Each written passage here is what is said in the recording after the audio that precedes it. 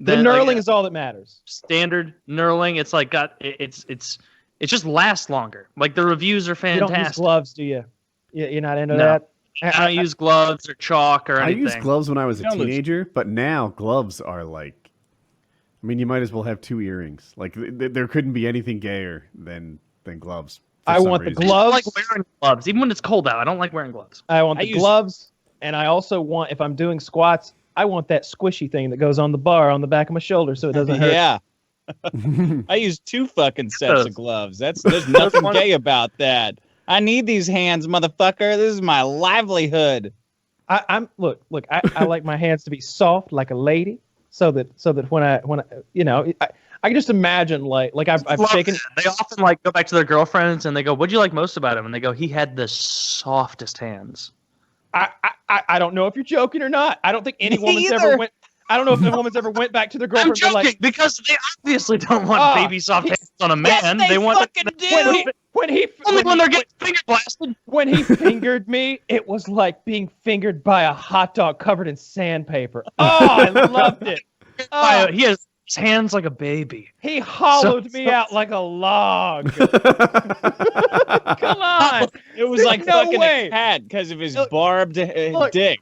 I mean, think about it. If you were gonna get fingered, would you really want it to be by some Paul Bunyan motherfucker who still had splinters in there and like fingernails all jagged and shit, or from Kyle over here with his manicured nails and his hands that are so goddamn soft you can't even imagine? What women are looking for is a man that can protect them and provide resources. They're genetically engineered to seek out these things since the beginning of time.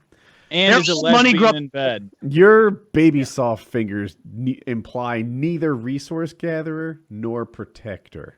Oh, you're out of your fucking mind, Woody. You think no one poor has ever had rough hands, you fucking idiot? What are you talking about? I'm going on a caveman level here. There's some mechanic out there whose hands are all oily, greasy, and scarred up. And he's like, yeah, when women see me, they know I can bring home the bacon and I can grab a pan out of the oven with no gloves.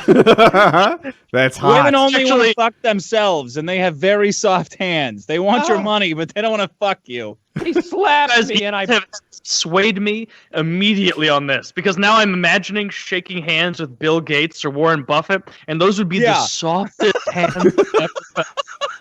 Warren Buffett and Bill Gates don't even pick up their own piles of money. He slapped me on the ass and I bled for an hour. That's a real man. If you're Wilma Flintstone, then you're like, yeah, his hands are so rough. Mm-hmm. Well, he wrestles men down and beats them to death all day. And last week he killed some sort of cave. He works at a rock quarry. Yeah, he works at a rock quarry. With levers. He doesn't pick up rocks. He's the Brontosaurus operator. Come on. Unfinished wooden levers. Dick. Yeah. That's why it takes her so long when he goes, well, ma! Yeah, that's why it takes her so long to come over, because her pussy's just been blasted by giant, fucking Stone Age hands when he was like sliding off the Brontosaurus. What did he do? Broke rocks for a living? Yeah. He worked some sort of excavator, which was actually a dinosaur, which would pick up rocks and put them somewhere else. I assume to make them smaller. I don't know. Well, fashion them into two-wheeled cars. Yeah, I mean, what does Fred Flintstone sound like? I wish I knew how to do an impression of him. You did pretty good Wilma just now, I thought. He sounds like the Honeymooners. Yeah, exactly. Oh, yeah. Same guys.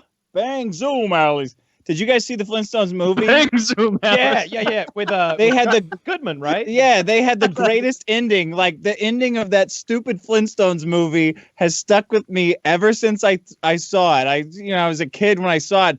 But at the end of the movie, Fred Flintstone invents concrete because of a mishap at the quarry, and I thought, that's the greatest ending that this movie could have ever possibly had, and whoever wrote that is a genius. And there's no one will ever recognize the genius of the ending of this movie. It came out in like 1993 or 1994. I remember watching it and loving it because I was 7 or whatever. Yeah. It was good. It's good. It's Flintstones. Yeah. But yeah, moisturize your fucking hands and wear some gloves. There's no reason not to. What are we trying to prove? I don't get it. Like the rough hands are never going to aid you in life. Soft hands. I don't like the way lotion feels on my hands. Using the wrong lotion. You don't put lotion on your dick? I'll put it on my knuckles and I'll put it on my elbow, like for dryness. But I don't like the way lotion feels. I use a, It makes you greasy and feel. I don't know. I don't like it. I use a very thick. I use like a cocoa butter lotion. It smells nice. When I get out of the shower, I exfoliate in the shower, so everything's getting slothed off. So when I get out, if I don't moisturize, I'd be itchy everywhere. So I just full body rub down with that thick, really thick cocoa. The lotion is so thick. Is that the nice stuff that you get, like the expensive shit?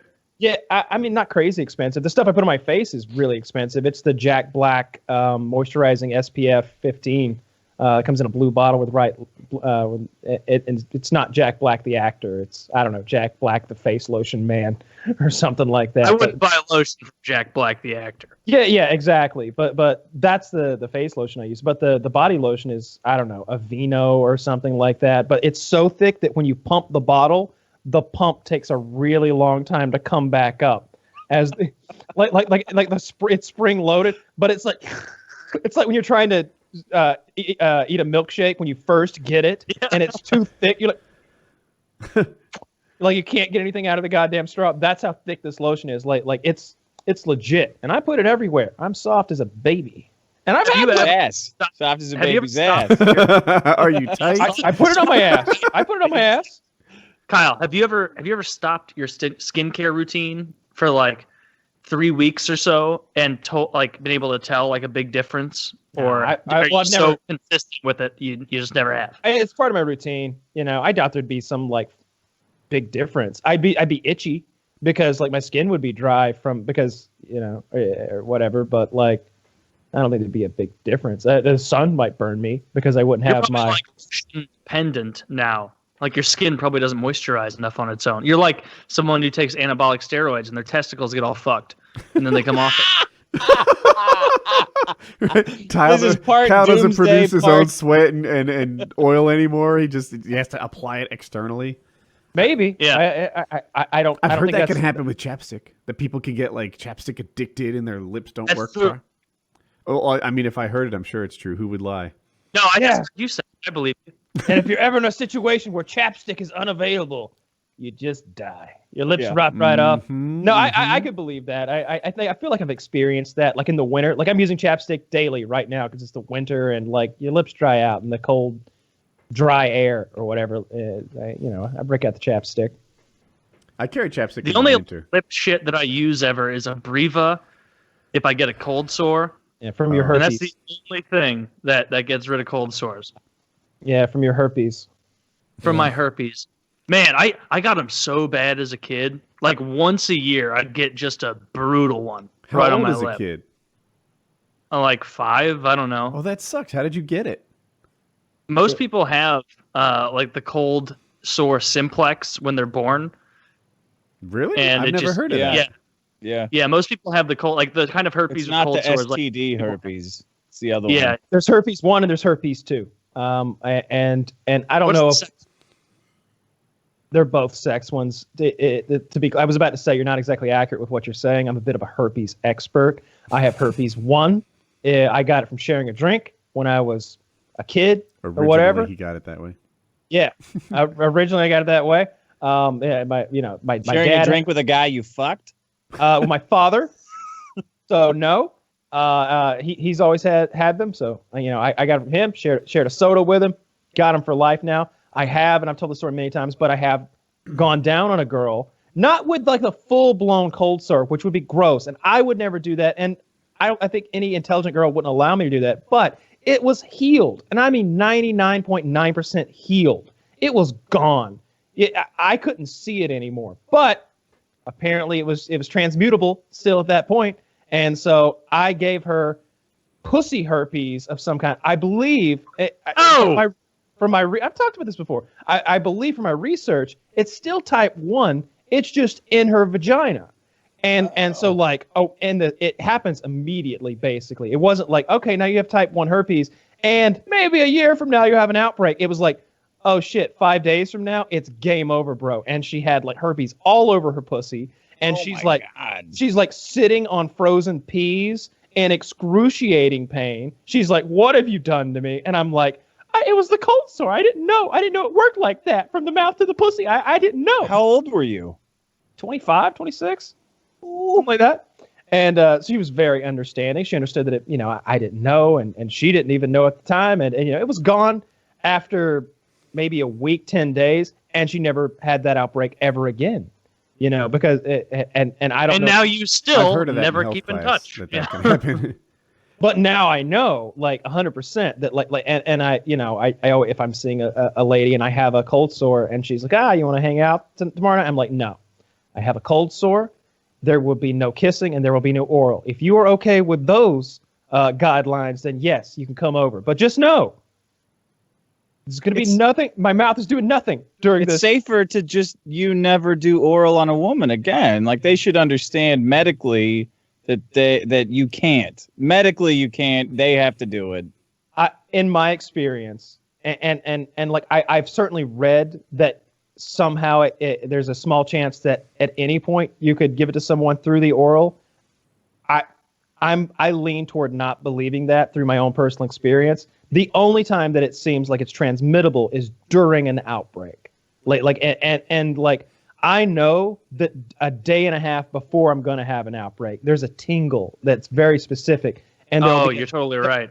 There'll be a very, very small bump that at first will feel like a pimple or something like that. And as soon as I feel that, I immediately start taking 1,000 fucking milligrams of Valtrex a day. And Valtrex is the prescription herpes medication. And if you do that, you don't even get a cold sore. It never blisters. It never turns into something ugly. It's like you caught them in their spawn. You immediately spawn trap that herpes. You don't let it get out. You don't let it cap any flags, and it's done. You don't have Do to you worry still, about it. as an adult, get them randomly? Oh, yeah. Because like as an yeah. adult now, like pretty much the only time I get them is if I'm coming down with a cold or the flu. That has like nothing, if I'm sick, I'll notice them cropping up. But other than that, I really don't get them. you get them anymore. You get them for a few things. Stress can trigger them, and a weakened immune system can trigger them. People with immune deficiency disorders, not just HIV, AIDS, but there's a lot of immune deficiency issues that can often trigger them. But also, if you're fighting off something like a bacterial or some other kind of viral infection like the flu or a cold or something like that, then that can allow the virus to present it, or the herpes virus to present itself, because it's always dormant there in your nerve cells, like in your lips. I always get mine in the same place. It always comes on the same exact area. Where do you get it? Eh.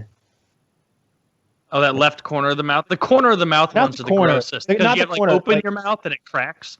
Like right there. I remember when I was maybe 17, whenever I was like working at a video store at some stupid job I worked for a couple of weeks, it had gotten really bad. Like I didn't have anything for it, and I'm 17, so I'm not smart enough to like go to a goddamn doctor and get the Valtrex or whatever. And my parents were just like, it looks pretty bad, huh? It'll go away. And like I'll never forget how embarrassing it was to work the cash register, and this old man, like maybe 70, was like, "Oh, looks like somebody popped you in the mouth." And I'm just like, cold sore. Yeah. Cold sore. Just felt so trashy. I wish and- they'd and- cure that. Right? It seems They like have essentially. I mean, the Valtrex is so effective. Like I know what you mean by cure, but the Valtrex is such an incredibly effective treatment that I wouldn't care if I had herpes too on. If I had genital herpes, it wouldn't be that big of a deal at all. Really. I care. Okay. Yeah, I well, fucking we'll wrap it up, big boy. But I'm just saying, it's on the tier of STDs that are scary. It's extremely low on them because Valtrex is just so goddamn effective at like instantly fixing the problem. Yeah, but like you get a parade if you have AIDS. Nobody has a herpes parade. No, That's true. But I also don't Just think I'd get STD AIDS wise. for Talking about the gay parade. pride parade. They got lots of parades. You know, I They don't got remember the gay pride AIDS parade, the AIDS parade, the Puerto Rican Day parade. Same They got parade. Let's roll them all into one. Come the on. Macy's Day parade. We got a what was lot of that last one? crossover here. Oh, Macy's, The Macy's Day. Day parade. Yeah. Turns out the same people show up for all three. Let's just roll this into one. Parades are a menace I hate parades. to society. when you have a parade and you shut down entire roads, like I hate that. Well, I mean, like most of the parades here are like Ferguson anniversary riots, so I may be skewed. We're gonna riot every year on this date. Yeah, that's literally a thing here in St. Louis. People will be like, you know what day it is? I'm like, what? And they're like, the Ferguson Day. And it's like, all right, well, I better get home early, and make sure nobody blocks traffic and forces me to, sit there for 10 hours. Anyway. You guys like wanna call doing the ceremonial burning of the 7-Eleven. I've talked about it before. A friend of mine, when that Ferguson initial shit was going down, a good friend of mine worked in Ferguson. And he sent me a photo the next day. And he was like, I work here in Ferguson and I really hate it. It takes a long time to get here. It's awful. I showed up today. And the only place here I've ever gone for lunch, McDonald's right across the street, was burned down. I don't know what I'm gonna do. Like they burned down the McDonald's. He even told me, he's like, I'm the only person at work today. No one else came following the Ferguson riots, and he was very upset. So, yeah, that was. They burnt down a wig store. Right, and I'm not an expert in like black women's hair, but apparently this wig store exclusively served black women. Oh hell no! And there was a big to do, why would you burn down this store? It serves us.